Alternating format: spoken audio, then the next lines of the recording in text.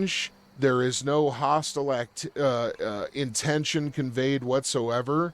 And after it makes these kind of notes, it simply gazes over at you, and it appears to be waiting for you to say or do something. It's just simply kind of inspecting you. Do we have a translator, right? We have translators that we had originally for. Yes, I've only broken one, Yeah. so yes. Yes, you guys. Yeah, you've got one on definitely you. Yeah. I would operate that, and I would have operated when it started making noises to see if it would pick anything up, to see if that was a language or it was just Flying around making noises. yeah. All right. As you pull that out, as it begins making these noises, these vocalizations, you turn it on, and it indicates that it has no reference whatsoever for this kind of language. Sure. It actually comes back as not being a language at all. So Okay. Then I will say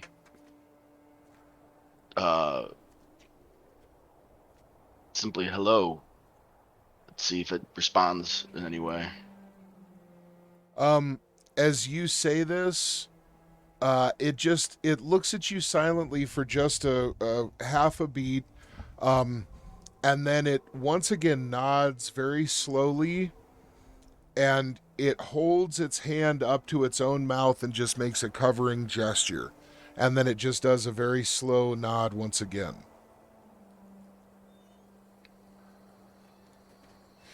Okay. I'm guessing that means it doesn't speak.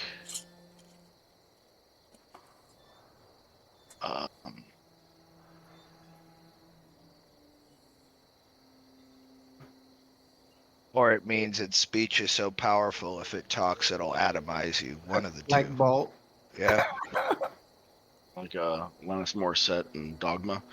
Hand signals, brother. Yeah. I will gesture to my companions and then towards the road and kind of travel my hand following the path behind the temple towards the rocky plain. And then give it another quizzical look, like this is where we are going, or our plan to go. As you do this, it just looks at you calmly and just neutrally just kind of nods once. It then takes its hand and does kind of a flourish out in that direction, and then it turns and slowly seems to hover back down to its starting position. As it gets a little further from you, you see the kind of distortion envelop its head once again. And once it lands on the ground, it simply turns around and stands there at the edge of the road. While I was talking to this thing, I noticed that it had, several baubles and like jewelry type things. Did any of those stand out to me as possibly being techno wizardry, possibly batteries or other devices or other things it could be using to help it magnify its power? Or not to you. To you, it actually, they just look like purely seemed adornment. ornamental. Yeah. Yep. Yeah. Okay. Even the clothing it was wearing, it obviously had, different, rune work or glyphs or whatever, and even those, it just seemed like a stylistic choice. So sure. I will take that as, and we go this way, and it was like, go on. So I will fly back to my friends now and relay the information that I had just, from the quick scout to the interaction with the bean. Okay, you head back. This all took 2 minutes, 3 minutes. And as did I get a read on how long it would take to get down the path, not the rock path, but the road? You would guess it's going to take about 10 minutes total to get around to the other side. Now, you did notice that the debris field, it covers out to a little bit of distance as well. So you would guess to get outside of the debris field, you're probably looking at like probably 13 minutes or so on the road. And I don't know if this thing is controlling these things and was holding it for us, or if it's just going to happen naturally again in the next 12 to 13 minutes or so. So,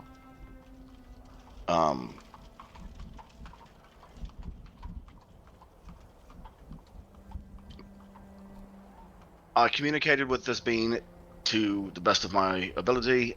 It seems to be non-hostile. It seems to be some way associated with these spheres that are floating around. I don't know if it has total control. I assume so. I do not know if it is allowing us passage from, I believe it's fine for us to continue our journey. I don't know if that's going to stop the spheres from falling, so I do suggest maybe we wait until a cycle, if it does happen at all, and then traverse, because I don't think we're going to get to where we need to be in time if they do fall. And I also don't think there's anything we can do with that temple, because it seemed to not want us to go there at all. I reach half my body outside of the car and just give him a nice fat thumbs up. Nice. That is a good size. You got a good thumb there. Good thumb. All right. Man. I'll pop out of my glider and have it reattached to the top. Do you suggest we wait? Are you wanting to go ahead and store your drones as well, or kind of keep those out and operating? They'll go back into the cab for now. Okay. All right. They're floating around fighting like a couple of kids in the background there. He kicked me. All right, so I'll turn this fucking car around. right, we're going back to the aristocrat, goddammit. All right, so as you get everything stored once again, and everything is locked down, moments are passing by. Anybody wanting to do anything in the intervening time before the next kind of pulse? I'm going to turn back to the blueprints to carefully see how intricate it looks like, if it is anything on there. Okay, excellent. As you're checking out the blueprints, you look at the first set. Didn't we... Let me see here. I want to say yes, but I don't remember. I think... Ren would pull out some type of device, either just a piece of paper or his little computer thing and the stylus or whatever, and he would just try to do a quick, simple sketch of kind of the pattern of all the spheres in the sky around the structure and stuff like that, and just maybe to look at later to see if there's anything that like looks geometrically, I don't know. I see Ren doing this, and I go inside my bag and I grab this beautiful looking camera, and then I point at him and I point at the camera, and then I go and I look up and I take a quick snapshot. And then Ren starts drawing lines between the different things and writing notes and being like, and showing, being like, you can't really do that with a picture, but nods in appreciation of the picture. So as you guys are doing all this, Ymir, what are you doing? We're taking pictures. We got some sketches going on. We're taking notes. I like it. What's Ymir doing? Well, Ymir is, he doesn't have to have the conversation I was going to have, because Ymir was going to ask, is it friend or foe? Is it friend or foe? But obviously Ren's got a plan, so Ymir is just like waiting for the next part of So if we're waiting here, he's obviously, him and Wotek have relaxed back to their typical riding position. He knows he doesn't have to save him or run along a rocky crag to watch Ren fall into a deathless pit. So Ymir is just, he's just relaxed and waiting for them to complete the plan. If that was the plan, to wait until the next that's what he shock. suggested. Yeah. Exactly. And so Ymir will just nod his head as he kind of gently pats Wotek, waiting because they all now know what they're about to do and Watch where this they're heading. being sitting there holding up the things longer than it should be, and like, are they gonna fucking go? What the fuck? I just said they could go, and I'm holding it. I'm running behind schedule now. They're supposed to drop 5 minutes ago, and they're still fucking waiting. And you're Akama, you're wanting to keep going with the blueprints, or you want to put that aside to keep taking pictures as a little I time took is going? a few snapshots and it gave me that face like, hey, look, I'm fucking doing this way. I'm like, all right. So now I put the camera away and I just keep looking at the blueprints. Okay. Give me 1 second, guys. I actually want to check something here.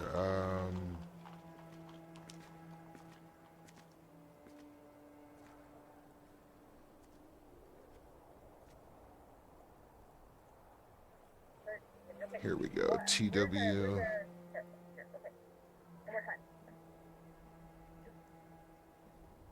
Pretty sure that yep, right here. Make sure that I'm using the same stuff. Let's just go ahead and take all of this because it's the loot. And here we go.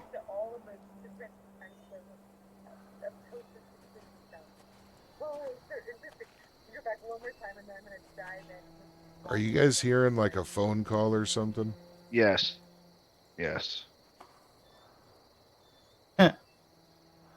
Yeah. I'm hearing a what? A phone call?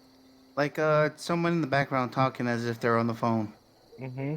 GM, there we go. Okay, so I didn't hear.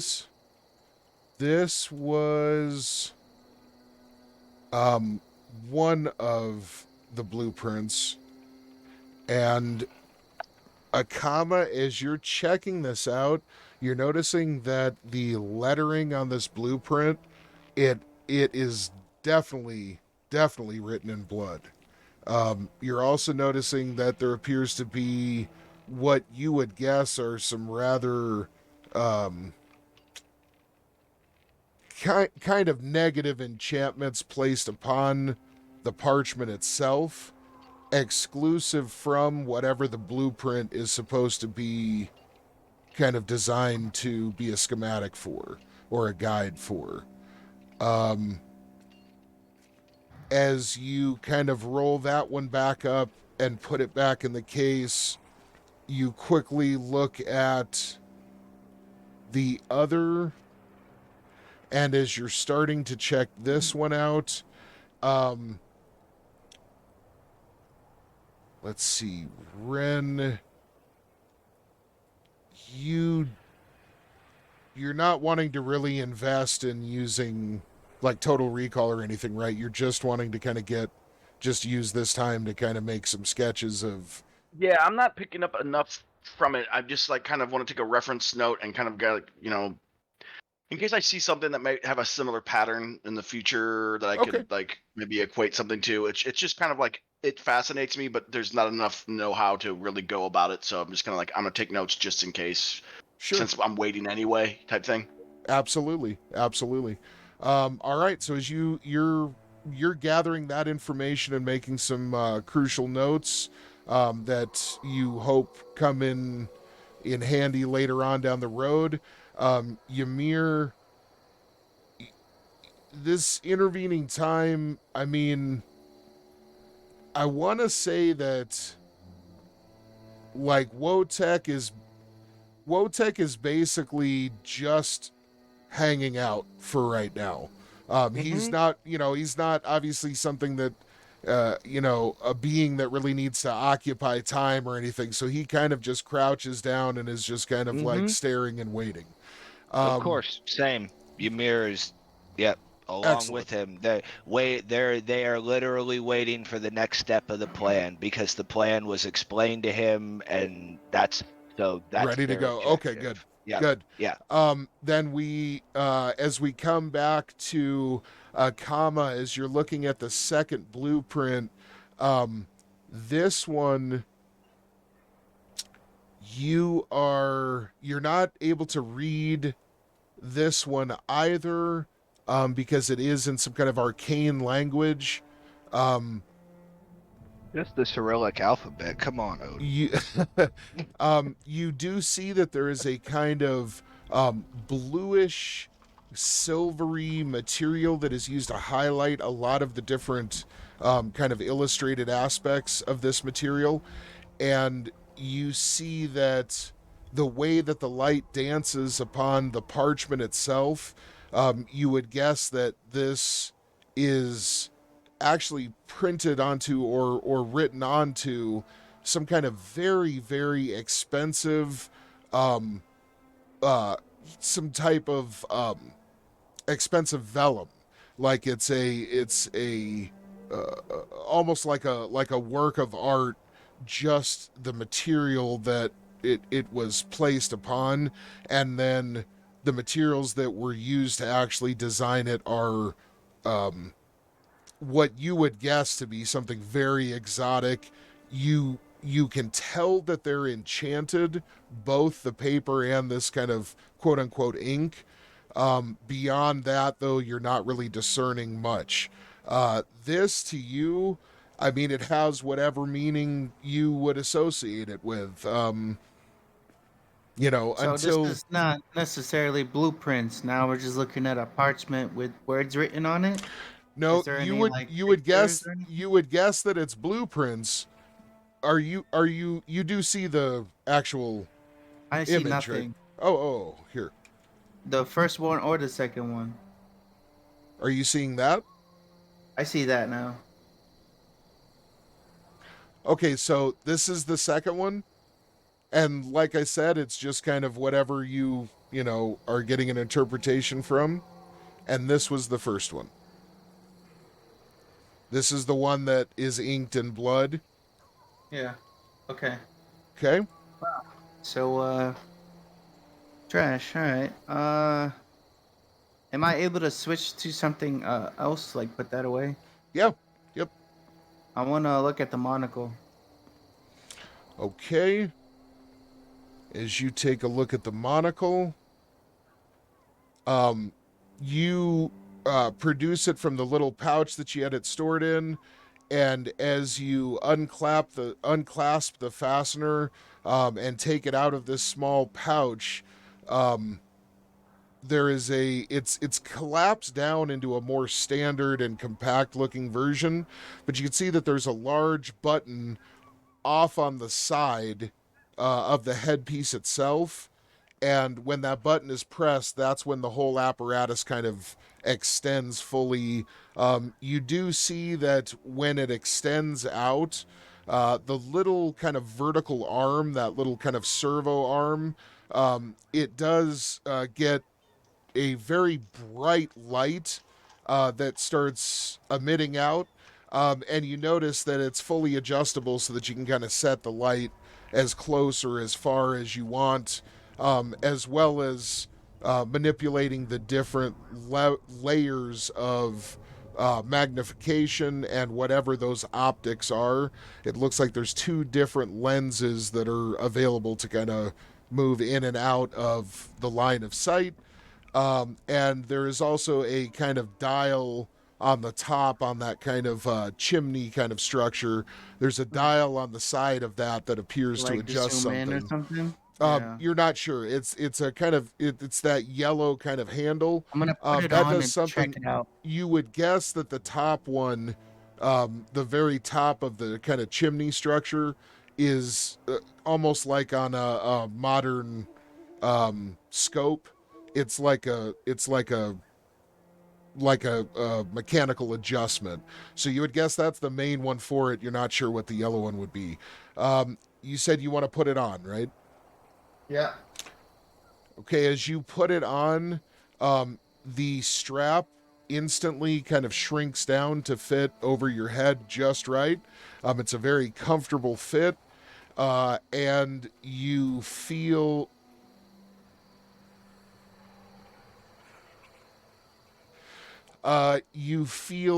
the contraption expand out as soon as you press the button. Now, as you open your eye, you are overwhelmed with a splitting headache as the mystic tattoo kind of framework violently interacts with the enchantment that seems to be present within the monocle itself. And in this combining kind of maelstrom of magical sensory information that comes through that one eye, it definitely gives you the equivalent of like what would be a mystical backlash brain freeze. And right away you're forced to kind of take it off real quick and just kind of, you just put your hand up to your head and just have to kind of gather yourself a little bit. You would guess that you should probably go ahead and lower that spell and deactivate it before you'd be able to effectively use this. These motherfucking Smiths. God. I'll go ahead and take it off and put it back in the bag, or put it back in this little pouch. Okay, you take it off, deactivate it, put it back in its pouch, and it's all set. We are just about to where you guys guess the lights are going to start dimming again. Anybody wanting to do any last minute anything? Okay. Yep. All right, so as the column of lights fades again, you guys see each of the different sections start going out, and as the darkness creeps over the land, again a pretty violent kind of burst of shrapnel explodes out in the pressure wave. The cold washes over everybody, covering things in frost and ice once again. Not really feeling any different effects. Pretty much standard for what had already happened. Now, as you guys are watching, though, when the lights go out, you do notice that in an instant, the figure seems to disappear. 1 second he's there, 1 second he's not. The lights slowly come back up. What's that? I said he. We determined. Well, it. Oh, okay. Or they, or whatever. So As long as we got it right, you know what I'm saying? So as the lights do start to ignite once again, you guys see that as soon as they are back up to full luminosity, it is standing right there, in its same position once again. The haze is upon it. It's indistinguishable when it comes to facial features, and it appears to just be standing there very calmly with its hands folded in front of it once again. Let's see, the ice melts, the steam dissipates in the kind of god rays coming down, and the clock has started. What are we doing? We should press forward now, no? I'll nod and put her I'll in nod gear. harder. Okay. I'll headbang. He's having a seizure from the magic, from the interaction between the magic. You didn't even see it, man. Now quick. Now, as you guys head forward, all of the spheres have just kind of realigned themselves and started kind of fully functioning again. And the road looks completely clear. You're not seeing any, rubble or debris upon it from any of the impacts. And you guys get on the road and start making haste. Now, you feel like you could probably do 35, 40 miles an hour without it being any kind of problem. If you wanted to push it up to around 50, 60 miles an hour, you're definitely going to need a control roll. And obviously, you're going to be leaving Wotek and Ymir in the dust. I would keep it at 35 just to stay with Wotek. Okay. And Ymir is riding Wotek and making all possible speed. Okay, so you guys mount up. Hammer still slung over his shoulder, not really aggressively, but like I said, still in that same John Henry pose over his shoulder as he has Wotek by the reins. Okay. All right, you guys are hauling ass as you are moving. The wind picks up, whipping kind of around you, and you are definitely noticing that the ambient temperature has dropped, at least another 10 degrees or so. It's just getting colder in this area. As you guys get up to the intersection of the rocky path and the road surface itself, you once again are witnessing the individual standing there. Now you are close enough that the haze withdraws from around it. God! It seems to peer at you calmly as you pass, just taking note of perhaps another set of travelers heading into the creep. Give it a bow as we passed. Yep. I was about to say Ymir nods respectfully as the being's gaze meets his. Okay, as you guys do this, it nods in return, and it definitely seems like a fairly benevolent denizen of this land. You're hoping all such encounters go as well. So all encounters go as well. Yeah. Hopefully. Okay, so as you guys get around the side of the structure, you do see the other end kind of opening up into that kind of misty area. You guys fully circle the structure, get to the back end of it, and the road sharply kind of turns to the right and continues going in the original direction once again. The air is getting much colder now. You're definitely picking up that the temperature is dropping as you're heading further in. And as you start putting some distance between you and that tower-like structure, you guys on the other end of it are now seeing kind of splayed out before you a kind of rocky and kind of dirt with small patches of grass kind of plain that extends out far into the distance. That road is actually the dark charcoal color that is the same color as the one that you were on. The road seems to kind of dissipate a little at the base of this landscape, kind of where it circles around and starts heading back in its original direction towards whatever that was, the northeast. It kind of, the road fades and becomes very gradual and then just turns into the normal surrounding kind of environment. And then after about 100 feet or so, it picks back up gradually into the fully formed road that you've been encountering so far. You're not sure what the purpose of this break is, and you don't see any structures or anything like that. Usually in an event like this, or in a feature like this, you'd see like railroad tracks going across or something where the road just kind of stops and then picks back up. Do we feel anything as we pass the break? As you're As you're moving forward and you pass it, you do not feel any sensations, anything out of place whatsoever.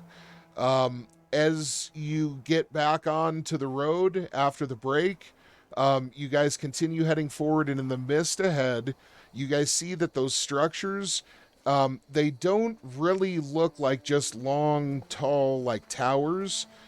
They actually look like wider, kind of thicker structures that seem to have something attached to them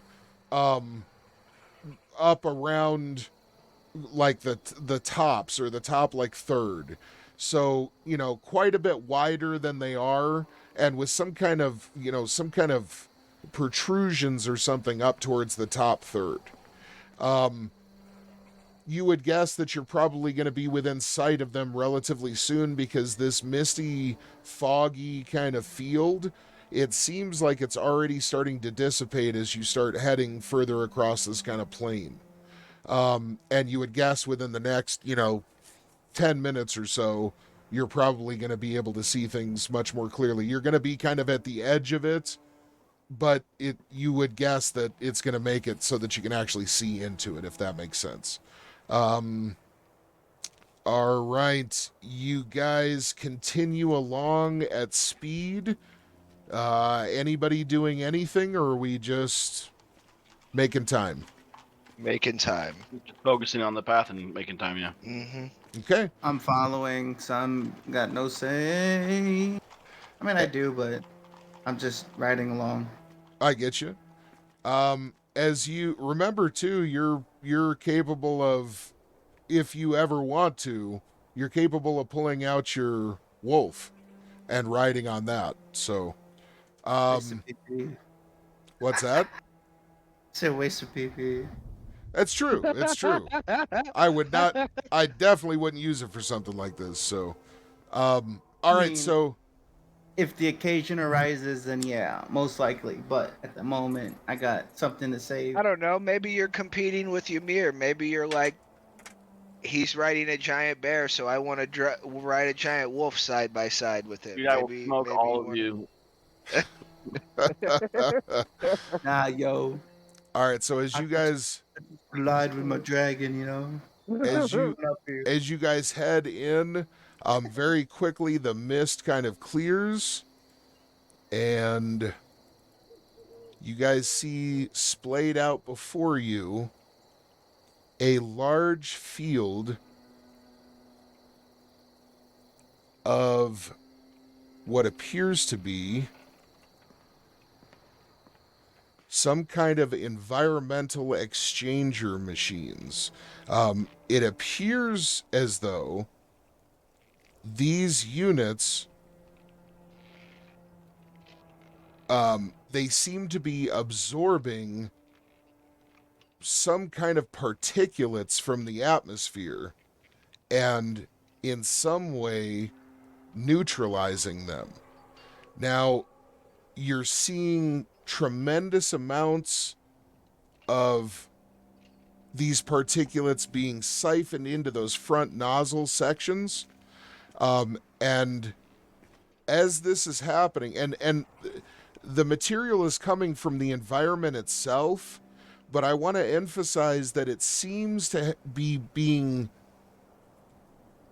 mystically, in some fashion, condensed from the surrounding environment into these larger, more concentrated pieces, okay?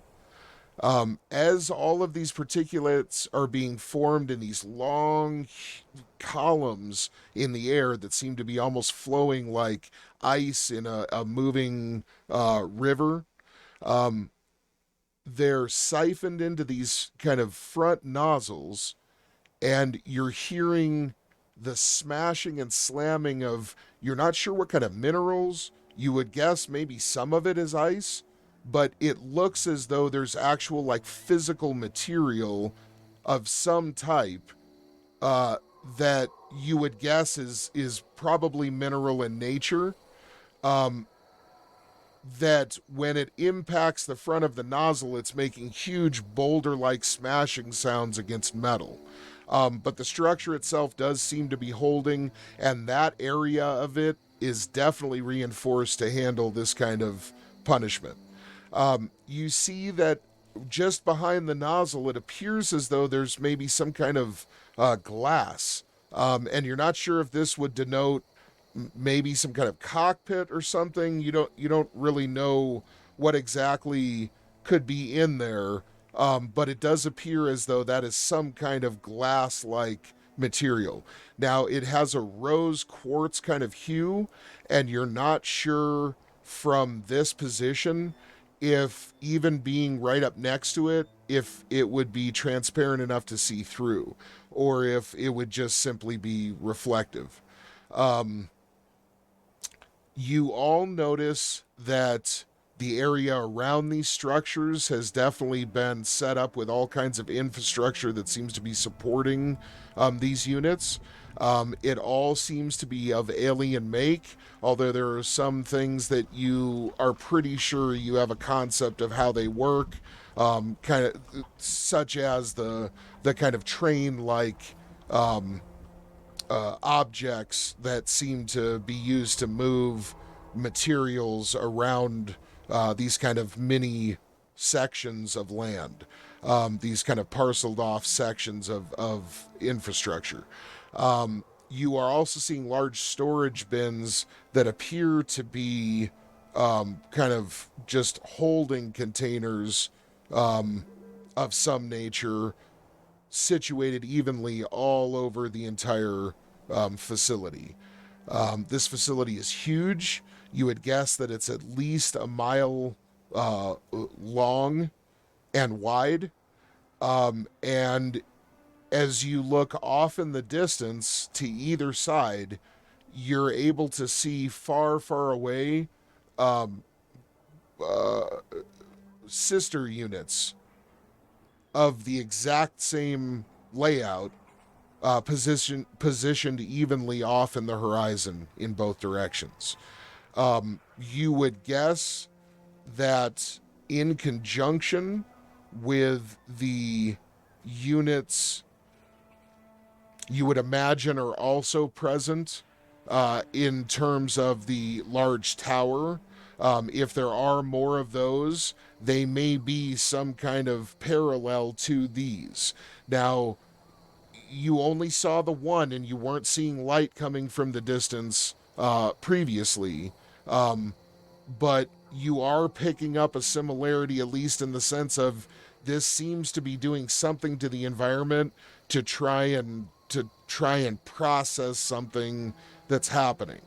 The technology looks just as alien and foreign, but in a completely different way, however. You do not see any humanoids present, nor do you see any kind of robotics or droids at work.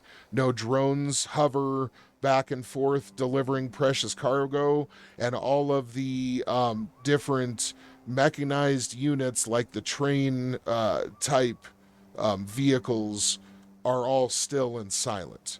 The So final... This does not. Oh, I would just say the final note I would give you guys is that each one of these kind of pylon-like apparatus, they are turning and showing signs of operation, like the propellers are actually turning at high speed and appear to be generating quite a bit of wind flow, airflow, but at several different places along the length and height of each pylon, where it seems like there are kind of openings into the inner structure, you guys are noticing huge amounts of vibration at the edge of the plates surrounding it, and large amounts of sparks coming from at least half a dozen positions along each one of their structures.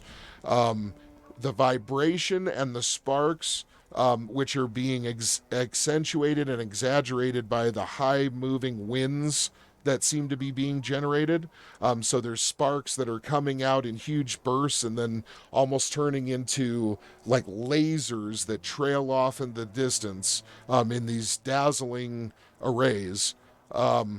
It's all leading or lending itself to a very precarious outlook for the future operation of these machines. You would guess that by the violent shaking and sparking that's going on, none of these could possibly have more than a few days left before something is going to give. If the other ones in the distance are in the same condition, you would guess that this entire system is pretty set to collapse within a week for sure. Okay. With that being said, the road goes straight past this point and off into the distance. It is pretty difficult to see very far ahead because there is a lot of kind of particulate activity in the air. There's a lot of condensation from whatever's transpiring from these machines working. And you see the fog and the kind of icy conditions in the air are just increasing up ahead. It appears as though this is once again kind of an outer perimeter that's trying to kind of stop the outward encroachment of the creep. Okay. As you're standing there, I'm sorry, there is also one final thing that you're noticing. In time with a lot of the sparks that are happening from these machines, you're feeling deep tremors coming from very, very far below ground, you would guess, that indicate some kind of subterranean machinery is starting to kind of seize. And you would guess that these are kind of almost just small aftershocks that you're seeing above ground. So, all right. As you guys pull up kind of parallel to this scene, is there anything anybody is wanting to do? I was just going to ask, does looking upon this technology invoke Ymir's ire in any way? Does it remind him of any technology that he may have seen the warlords or the Sovietskis use in Russia to deal with certain things, or is this far too advanced and far too alien? This actually seems the very opposite. It seems as though these great and hulking machines are actually set up to try and kind of unfuck the landscape. Whereas most of what you've witnessed from the Sovietsky and from the warlords is kind of, fields of toxic waste and Exactly. Yeah, exactly. Okay. Ymir takes a mental note of that, and it kind of, I don't want to say shakes him, but it's definitely something that affects him because he's not used to seeing technology on this scale used for environmental preservation, it seems like, as opposed to environmental destruction and the what's a friendly word I can use? There's a word I want to use, but if it's going on Twitch, you can't say that.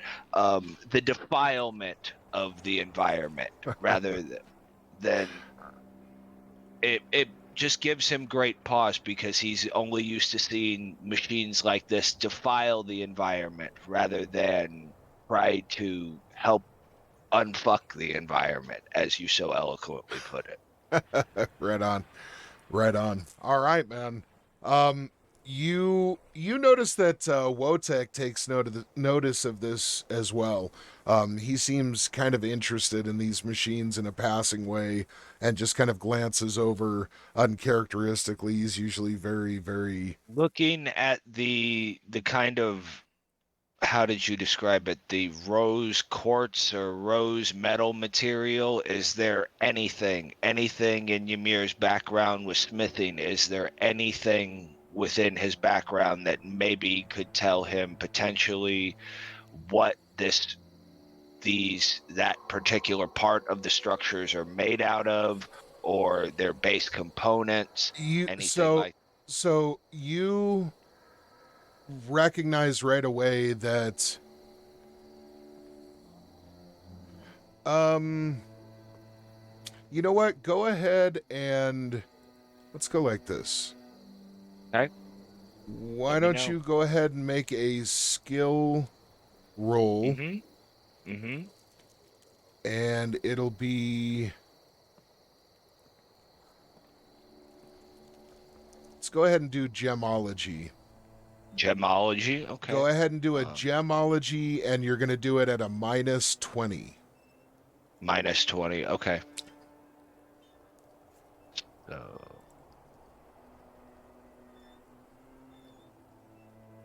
modifier, so minus 20. Yes, sir.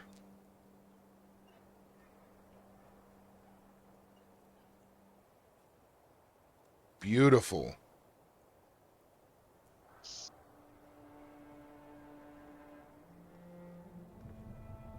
Okay, so you recognize instantly that this material is some kind of very sophisticated fusion between a crystalline structure and actual metal, like alloys. And as you see this, you recognize that you've never seen such a complicated and just artistic representation of this field in your entire life. Okay. Now, the craftsmanship isn't necessarily anything spectacular, but the actual fabrication is miraculous. And you would guess that at this level of sophistication, that the whatever that material is, it's probably equally as strong as the surrounding material, which is pretty much never the case, which is why spaceships and submarines don't ever have windows. You know what I mean? Yep. So yeah, definitely something quite impressive indeed. Okay. All right. Several more tremors rock the landscape. Once again, emphasizing the finality of this facility's operation in the near future. As you guys roll on past, is there anything anybody else has wanted to do? Can I look around the landscape, see if there's any like auras or different things I could feel? How long does the mystic... I think about 40 minutes. That sounds right. Okay, so as you gaze around, you notice that there is a total lack of mystical energy present in this series of structures. Now there is still plenty in the environment. There's lots of swirling mystical energy going on, and you are noticing that mystical energy is ending in almost like whirlpools that are slightly visible to you, just where the technology seems to be kind of twisting the air and the environment into these huge kind of streams of solid matter.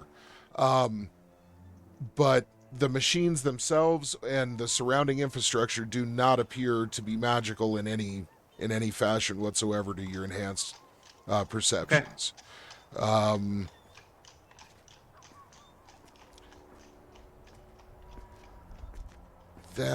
Okay. Anything else anybody wants to check? I'm ready to move on. Yeah, Okay. I think so. As you guys roll forward, you come to a section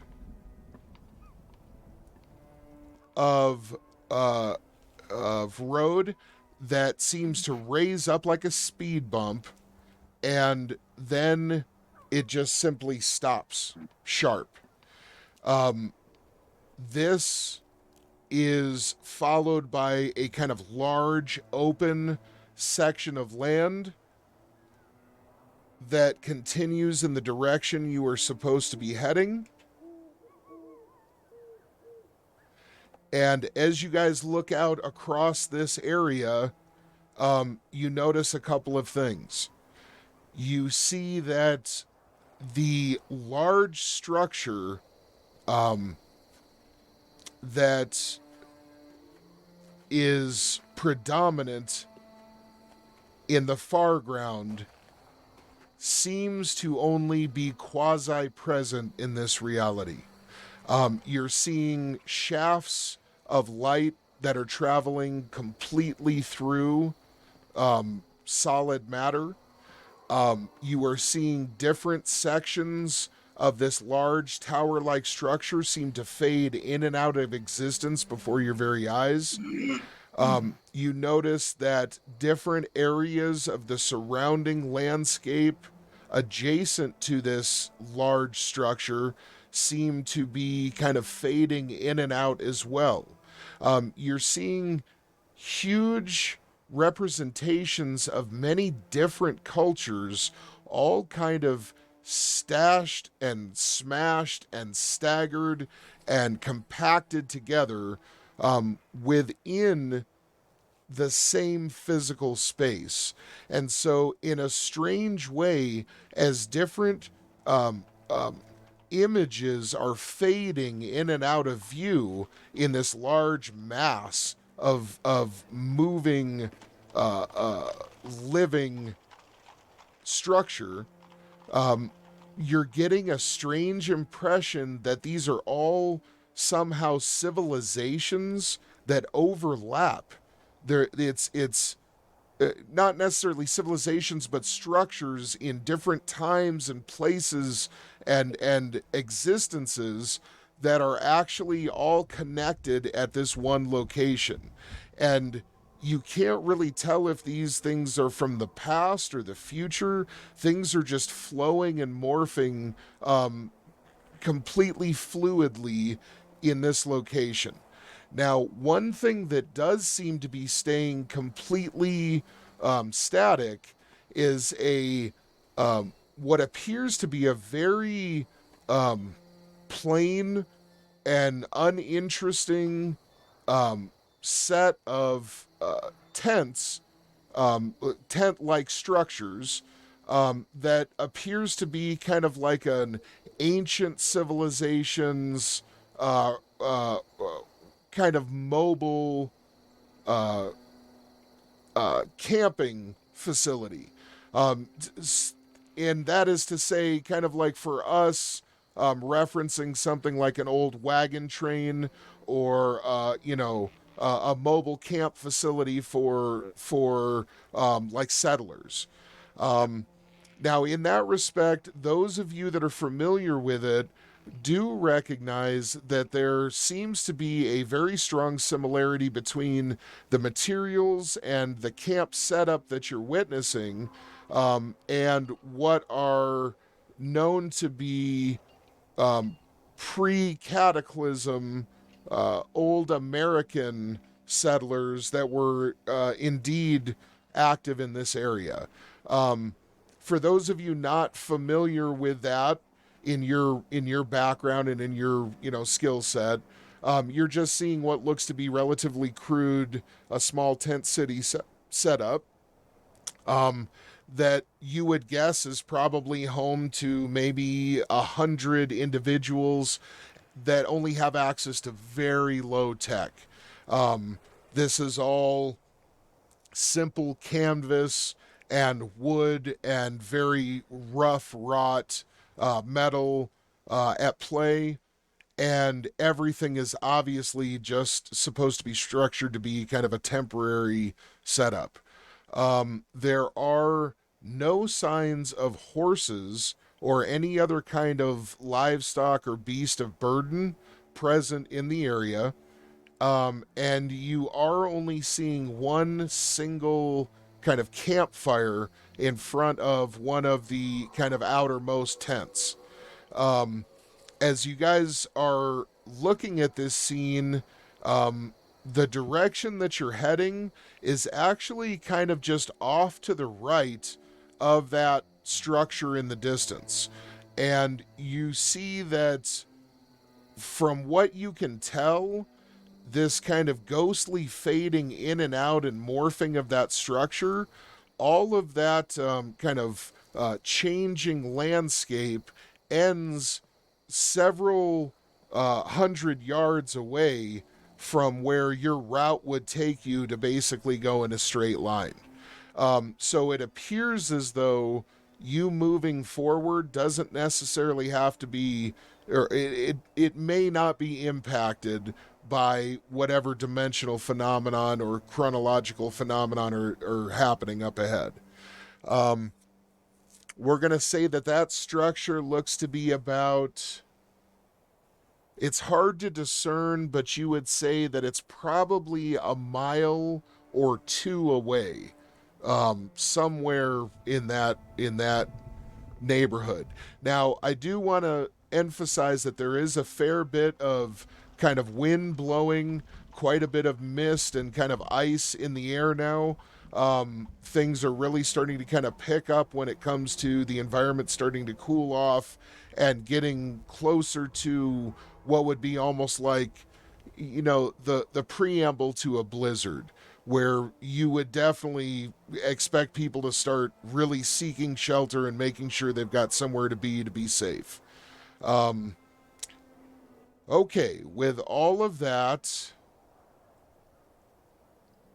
you do not see any individuals, and I do want to reiterate that because of the time of night that it is completely dark in the surrounding area, okay? So what you guys are seeing is kind of like that campfire illuminating the front of the tents, and you can see this ghostly kind of moonlit, you know, god beam strewn landscape in the distance as the lighting keeps changing as it's going through the different changing structures. Okay. With that, let's see. Is your mystic vision still on? You moved around the Quickly, infrastructure. GM time check. Just letting you know, time check. Okay. All right. Yeah. Excellent. Your mystic vision, I think, is right at its kind of last legs. I think we're getting close to that. But I do want to say a comma as you're looking out in the dim light. You notice that there appeared to be several different kind of glowing, ethereal images that seem to float and bob around the kind of firelight. And with your enhanced vision, you see that these images appear, at this distance anyway, to roughly be people. They just are, you've never quite seen ghosts or spirits that look like this, but you would guess that it's what they must be. They're very, very faint and dim, and it's hard to really lock them down visually, but you're seeing things moving around and apparently going about some kind of activities in your line of sight. I'll go ahead and convey that information to Ren, and if Ymir can hear, then I'll probably say it, at least not like shouting, but like loud enough. Okay. All right. You convey this to your teammates. As you guys are heading forward, is there anything anybody wants to do? as you draw in closer. Is there any reaction Wotek has from? I'm not sure if his commune with spirits is still active. I probably wouldn't think so, but I'm sure he's picking up on some sort of mystical energy or outlines or something. Is there any reaction that Wotek has as the party is approaching? Wotek has slowed down to about 20 miles an hour as you guys are approaching, and he's definitely looking like he's being very cautious, but he's also trying to apparently give the tents a wide berth. He's trying to hug that right side of the image and kind of stay kind of off, in that direction as much as he seems able to. He is not doing any kind of other, large reaction other than that, though. Okay. Okay. Okay, are we wanting to just keep? He's moving about 20 miles an hour. You guys want to continue along at that pace? Yeah, I'm keeping pace. Okay. You're moving forward. I should ask you this. Did you want to go ahead and hit your lights, or did you want to? Yeah, I mean, if it was dark enough where we would need them for sure. Yeah. Okay.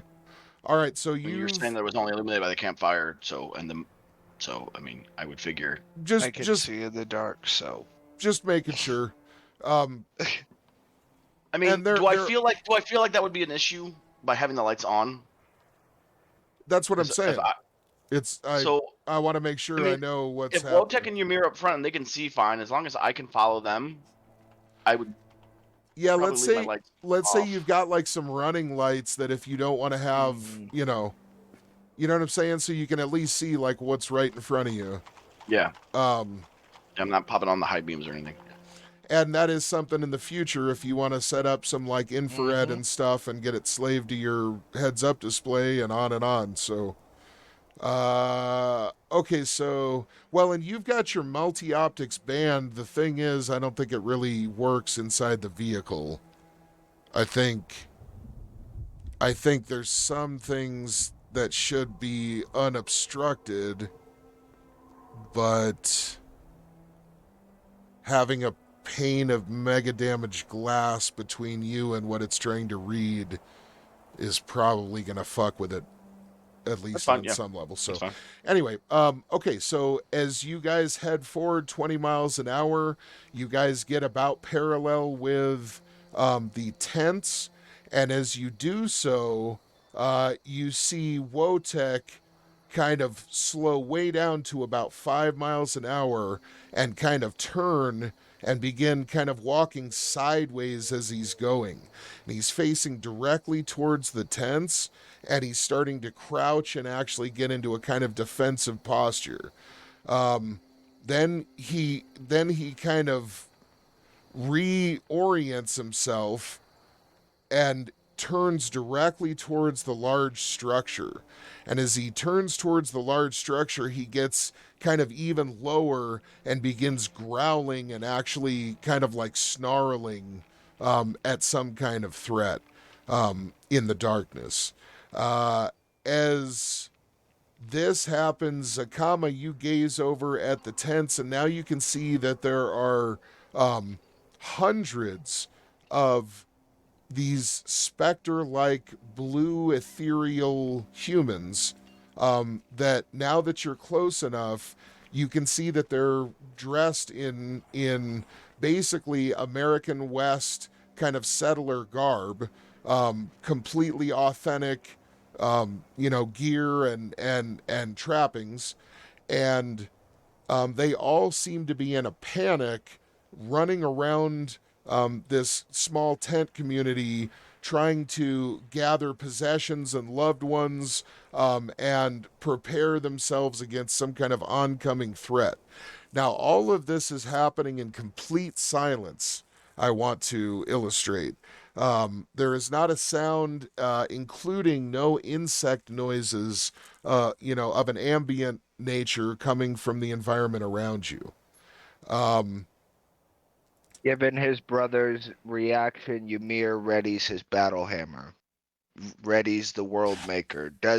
Doesn't put it down. I mean, isn't swinging it in a combat ready stance, but he's taken it off his shoulders, and now it is in. He's got a firm grip on the world maker, and he is ready for whatever. Because whatever Wotek reacted to, Ymir has to be ready for. Because his brother doesn't just react like that for no apparent reason. Okay. All right. As you steel yourself for combat, and take up a ready posture, Ren Akama, what are you guys doing? I'm gonna look at the location and see if do I feel any like hostility or anything like that. Coming off of I guess the tents where all the lights are dancing. As you look over at the kind of spectral images before you, they do not seem to be hostile towards you. They all seem kind of terrified of whatever is seems to be approaching. When they stop and point and turn and begin silently trying to, it looks like they're talking to each other, listening to each other, and communicating effectively, but you're not hearing anything at all. And as they're doing these actions, they're all pointing in the direction of the large structure that's fading in and out. Um, and as this is happening, they seem to be doing silent kind of screams, and it's a ghastly kind of pantomime of people entering into a true panic. Um, and they down to a person, they look fucking horrified. You're noticing a lot of them are starting to trip over themselves, trip over objects around them, and begin kind of falling to the ground and actually laying back and holding their hands up, things like that. What is the how advanced do these people look as far as like technology or Wild just Wild their West. Yeah. Wild Wild West? But like, I mean, What Western garb, old yeah, West. not just clothing. I mean, like, do we look completely alien to them having this stuff? Just because they are, just because they Do they look even that two know tough. this things. West? Two things. This is all going through a comma because he's the only one that's able to see him. Right. So Yeah. you I'm in the time reacting that's to happening, what you Wotek is. okay? I was just trying to figure out, like, Yeah. I mean, you can go places in small towns and see people dressed old west and stuff like that. I was wondering if like, Texas. Yeah. I was just wondering Don't if talk like, about my state. I was just making just making sure like like us having a motorized Yes. vehicle wouldn't be like is it something like they might have seen before, even if they don't have this technology or use this technology? Let me answer that like this. So, Akama, you're noticing that none of the individuals so far have seemed to in any way respond to your group. Nobody has looked over, nobody has in any way reacted whatsoever to your group. So if anything, it's like Like the that ghosts of Pompeii or something. like it's just basically reenacting a scene from the past where something's happened and now they're That is going through that is that. 100% what you're picking up. Yes. Mm-hmm. Okay. I'm just looking at the comma, then trying to figure out what's going through his. What he's It seems that these beings are spiritual things are not Echoes. necessary, just echoes of the past, just reenacting something that happened in the past. So we should at least take heed to the warning and see uh, whatever that lies before us, that we should be in more of a safe voyage. Okay, now as you're saying this, you see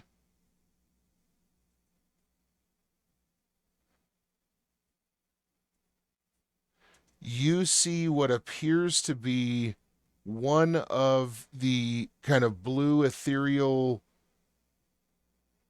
humans that is on the ground furthest kind of towards uh, whatever is coming towards them, on the very outside of the encampment.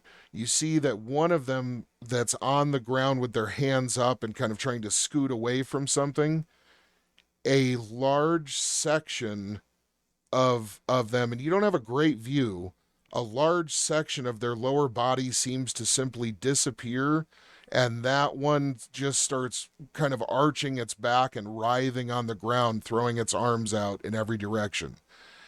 As this happens, you believe that it was a woman, and you, Akama, you hear very, very clearly, but almost from very far away. So something like it's coming through a canyon and it finally gets to you. You hear the word "Mama!"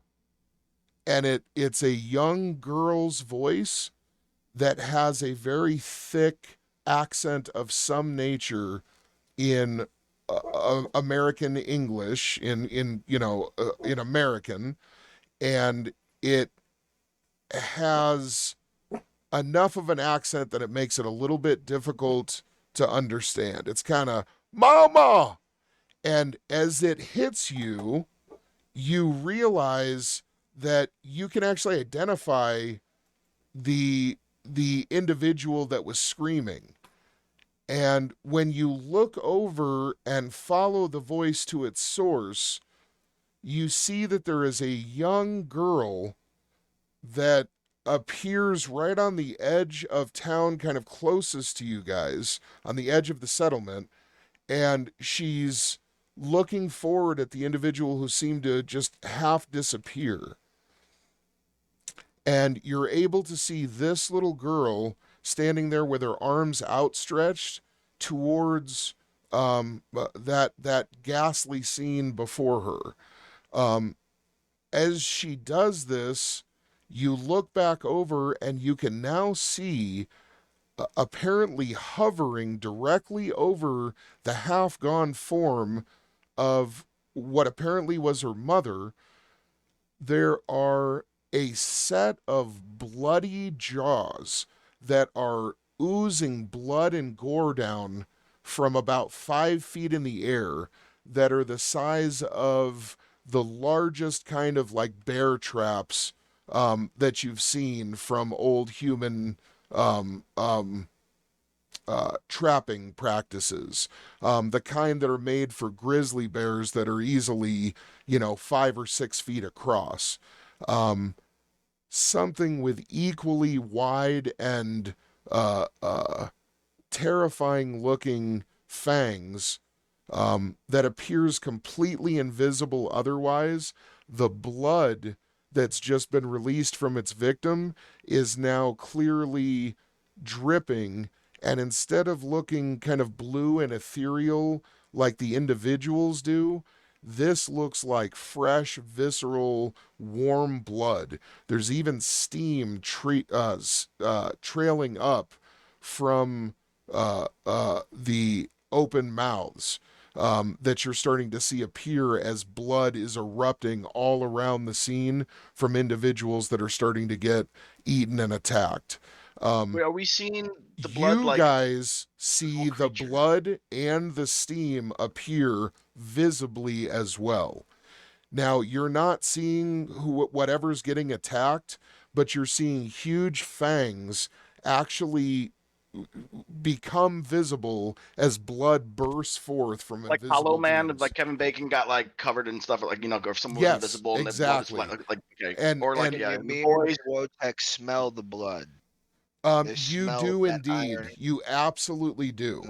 Now, So as this scene erupts and you're seeing all of these jaws snapping and grinding and crunching through viscera, there's lots of chunks of meat and bone that are falling to the ground, but as they hit the ground and the blood seems to pool up on the ground in the snow that is starting to be, present in the area, you're noticing that a lot of it seems to just disappear very quickly, and within a few seconds, the ground once again looks completely clear other than the new blood and gore that is dropping.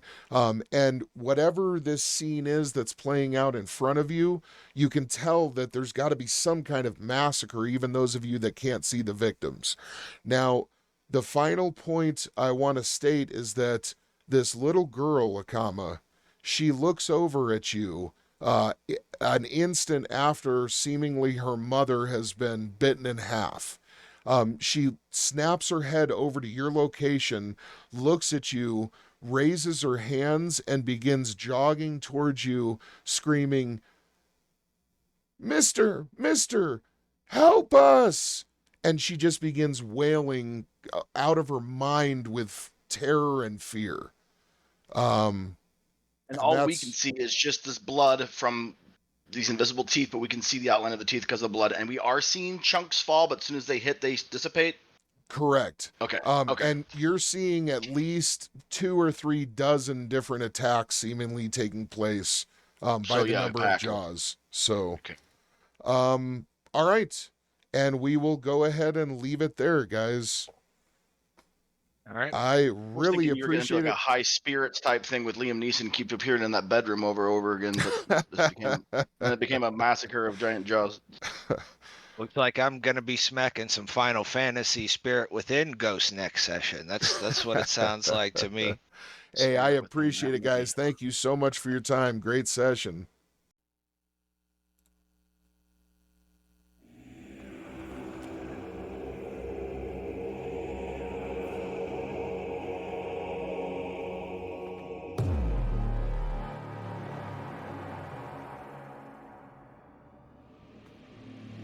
And now, bow your head for the patrons.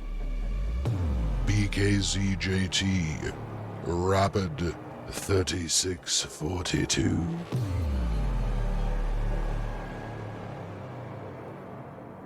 Andy Sasa, Nova Rose, Kelly T, Tommy Gunn,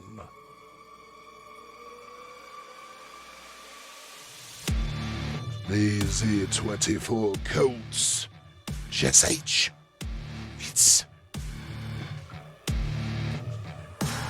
If you would like a special thank you at the end of each of my videos, and some other cool stuff as well, visit patreon.com/homegrownlore. Thank you.